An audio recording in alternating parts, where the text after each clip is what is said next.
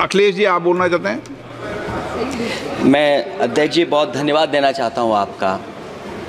मैं माननीय सदस्य एन.के. प्रभाचंद्रन जी ने जो कहा और माननीय सदस्यों ने जो कहा, मैं उससे अपनी बात को जोड़ता हूं। ये बिल जो इंट्रोड्यूस हो रहा है, ये अध्यक्ष महोदय बहुत सोची समझी राजनीति के तहत हो रहा है। अध्यक्ष महोदय, जब लोकतांत्रिक तरीके से चुने जाने की पहले से प्रक्रिया है तो उसको नॉमिनेट क्यों किया जा रहा है? वहीं जहां अन्य धार्मिक जो मसले हैं, बॉडीज़ हैं, उनमें कोई गैर बरादरी का नहीं आता है। मान लीजिए वक्फ बोर्ड में गैर मुस्लिम को शामिल करने का औचित्य क्या बनता है? और अध्यक्ष महोदय, इतिहास के पन्नों को अगर हम पलटें, अगर आप जिला अधिकारी को सब ताकत दे देंगे, उन इतिहास के पन्नों को मैं नहीं पलटना चाहता हूं कि एक जगह पर एक जिलाधिकारी महोदय ने क्या किया था, उसकी वजह से आज और आने वाली पीढ़ी तक को भी सामना करना पड़ा। अध्यक्ष महोदय, मैं नाम नहीं लेना चाहता हूं। और अध्यक्ष महोदय, सच्चाई ये है कि भाजपा अपने हताश, निराश, आप तो इस कानून चंद कट्टर समर्थकों के तुष्टीकरण के लिए ये बिल लाने का काम कर रही है। अखिलेश जी, अध्यक्ष महोदय, आज तो हमारे आपके अधिकार कट रहे हैं। मैं याद कीजिए अध्यक्ष महोदय, मैंने आपसे कहा था कि आप लोकतंत्र के न्यायाधीश हैं, और मैंने अध्यक्ष महोदय सुना है इस लॉबी में कि कुछ अधिकार आपके भी छीने जा रहे हैं। उसके लिए हम लोगों को लड़ना पड़ेगा आपके लिए। अध्यक्ष महोदय, मैं इस बिल का विरोध करता हूं। कोई अध्यक्ष के अधिकार अखिलेश जी सिर्फ विपक्ष के नहीं है, पूरे सदन के हैं। इस तरह की गोलमोल बात आप नहीं कर सकते हो। आप नहीं हो अध्यक्ष के अधिकार के संरक्षक। एक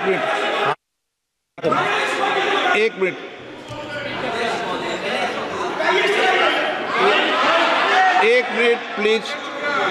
ये इसलिए लाया जा रहा अध्यक्ष महोदय, अभी हारे हैं अध्यक्ष महोदय, अभी हारे हैं। Okay, no. और दरअसल ये चाहते हैं नो।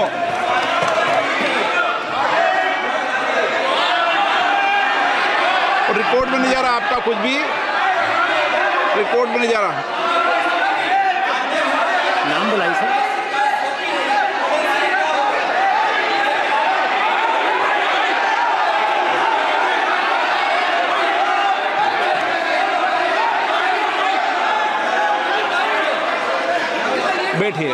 बैठिए।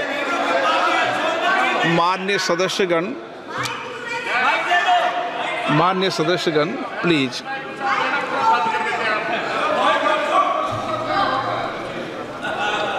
मैं आपसे आग्रह करता हूं, आप वरिष्ठ हैं और कोई नए भी सदस्य होंगे, कृपया हमेशा इस बात का ध्यान रखें, आसन पर, संसद की आंतरिक व्यवस्था पर कोई टिप्पणी नहीं करना चाहिए। ये मेरी सदन से अपेक्षा है, और मुझे लगता है कि वरिष्ठ सदस्य तो इस अपेक्षाओं को मानेंगे कि कभी सदन पर, विशेष रूप से आसन पर, व्यक्तिगत टिप्पणियां न करनी चाहिए।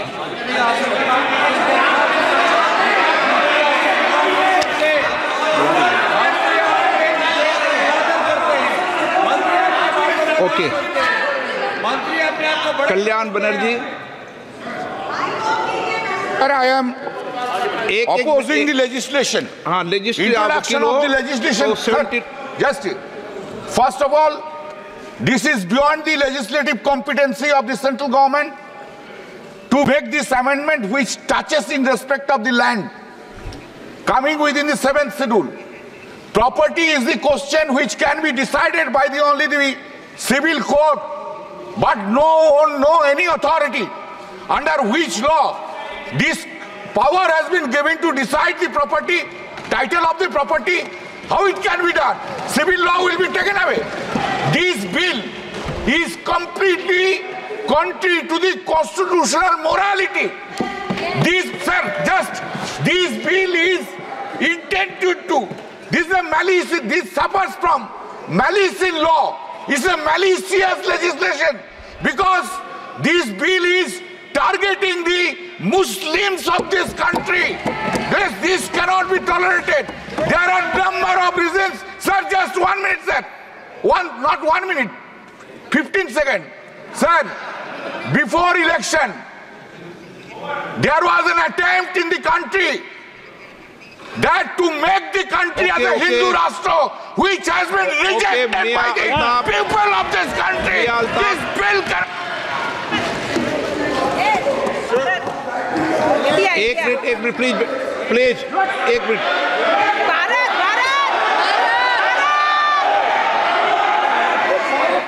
माननीय सदस्यगण, माननीय सदस्यगण, एक मिनट प्लीज बैठिए, एक मिनट बैठे, सब बैठिए। माननीय सदस्यगण, मैं आपसे आग्रह कर रहा हूं कि पुरस्तावित किए जाने वाले विधेयक के विषय में रूल 72, क्योंकि एक मिनट प्लीज बैठिए, आप प्लीज बैठिए। रूल 72 के अंदर, एक मिनट प्लीज बैठिए, प्लीज बैठिए, नो प्लीज बैठिए, अभी बात सुनिए, पूरी बात सुनिए अभी, प्लीज बैठिए, देंगे 1 मिनट, बैठिए, आपका नाम होगा तो देंगे लिस्ट में, 1 मिनट प्लीज। रूल 72 के अंदर यदि किसी विधेयक को पुरस्कृत करने की अनुमति के प्रस्ताव का विरोध किया जाए तो अध्यक्ष द्वारा यदि ठीक समझा जाए तो प्रस्ताव का विरोध करने वाले सदस्य और प्रस्ताव पेश करने वाले सदस्य को संक्षिप्त वक्तव्य दिए जाने की आज्ञा, परमिशन देने के बाद अग्रतर वाद विवाद के प्रश्न रखा जाएगा। परंतु जब इस प्रस्ताव पर इस आधार पर विरोध किया जाए कि वो विधेयक ऐसे विधान का सूत्रपात करता है जो सभा की विधायन क्षमता, लेजिस्लेटिव कॉम्पिटेंसी से परे हो, तो अध्यक्ष द्वारा उस पर चर्चा की परमिशन दी जाएगी। मेरा आपसे आग्रह है कि आप सब वरिष्ठ सदस्य हैं, रूल के तहत अपनी बात को संक्षिप्त में रख दें दूसरों, और जब इस पर डिटेल चर्चा होगी तो निश्चित रूप से आपको पर्याप्त समय, पर्याप्त अवसर देंगे, निश्चित रूप से देंगे। ठीक है। मियां अल्ताफ अहमद। मियां जी चालू हो गया, मेरा चालू हो गया सर जी। सर, मैं आपका बहुत मशकूर हूँ। ये बिल जो यहाँ पे लाई जा रही है और जिसको पास करने की कोशिश की जा रही है, इसके बारे में पूरे मुल्क में जो भी सेकुलर लोग हैं उनको खदशात हैं, ख़ास तौर पे जो मुस्लिम कम्युनिटी है उसको खदशात हैं। ये बात इस हाउस को सबसे, कोई भी किसी भी पार्टी का हो, उसको ये बात याद रखनी चाहिए कि हिंदुस्तान को अगर पूरी दुनिया में जाना जाता है, वो अपने सेकुलरिज्म के लिए जाना जाता है, वो अपनी जमहूरियत के लिए जाना जाता है, वो आज़ाद अदलिया के लिए जाना जाता है, वो आज़ाद मीडिया के लिए जाना जाता है। आप इस तरह की बिलें लाके इस मुल्क का इमेज खराब कर रहे हैं। मेहरबानी करके इससे मुसलमानों के खदशात बढ़ रहे हैं। ऐसी चीजें मत कीजिए, इस मुल्क को मुतहद रखिए, तब ये मुल्क तरक्की करेगा। शुक्रिया sir. Thank you sir. Sir, we raised to oppose the introduction of this bill. There are a lot of concerns of the Muslim community, so we want the Muslim community to be taken into consideration before this bill goes any further, sir. I totally agree with the concerns raised by OICG. I think they need to be addressed. Thank you for this opportunity. P. Subarian.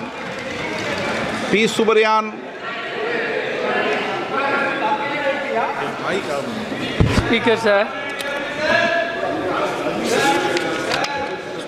இந்திய communist கட்சியின் சார்பில் இந்த பில்லை நான் முழுமையாக வலிமையோடு எதிர்க்கிறேன். இது அரசியல் சட்டத்திற்கு விரோதமானது. நான் தங்களை பணிவோடு கேட்டுக்கொள்ள விரும்புவது, இயற்றப்படுகிற சட்டம் அரசியல் சட்டத்திற்கு விரோதமானதாக இல்லாமல் பார்த்து கொள்ளுகிற கடமையும் தங்களுக்கு உண்டு.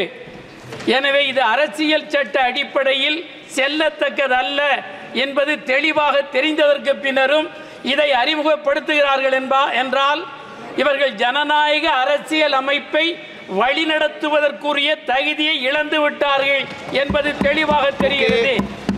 அது மட்டுமல்ல, குறிப்பாக குறிவைத்து இஸ்லாமியர்களை தாக்குகிற போக்குத்தான் இது. தேசிய விடுதலை இயக்கத்தில் மதிப்பற்ற அதிக உயிர்களை பலி கொடுத்தவர்கள் இஸ்லாமியர்கள் தான். அந்த இஸ்லாமியர்களை தேசிய விடுதலை இயக்கத்தில் பங்கு பெறாதவர்கள் குறிவைத்து வேட்டையாடுவது. धन्यवाद अध्यक्ष जी। श्रीकांत शिंदे। धन्यवाद अध्यक्ष महोदय।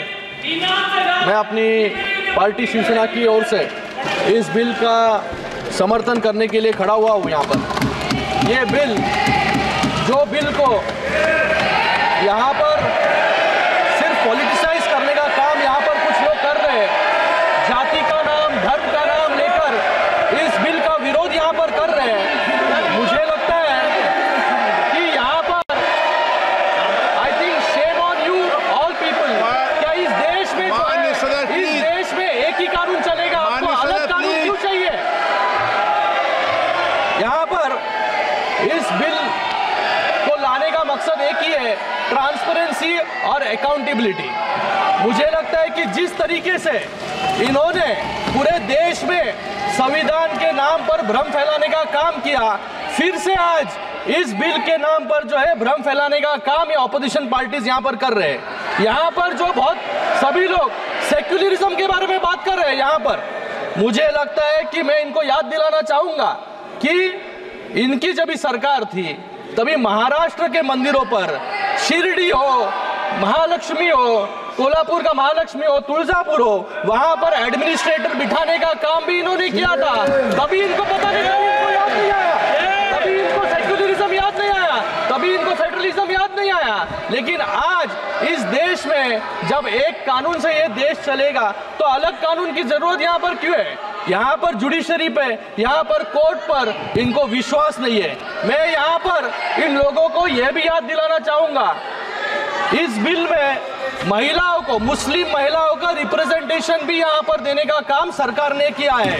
मैं इनको 1986 में लेके जाना चाहूँगा कि जब शाहबानो को इस सदन ने न्याय देने का काम किया, उस न्याय को छीनने का काम, मुस्लिम महिलाओं को पीछे ढकेलने का काम भी इन्होंने किया, इन्हीं कांग्रेस ने किया। और आज ये यहाँ पर बात कर रहे हैं कि कलेक्टर को पूरी अथॉरिटी यहाँ पर दी जाएगी। मुझे लगता है कि ये देश जो है एक कानून पे चलता है।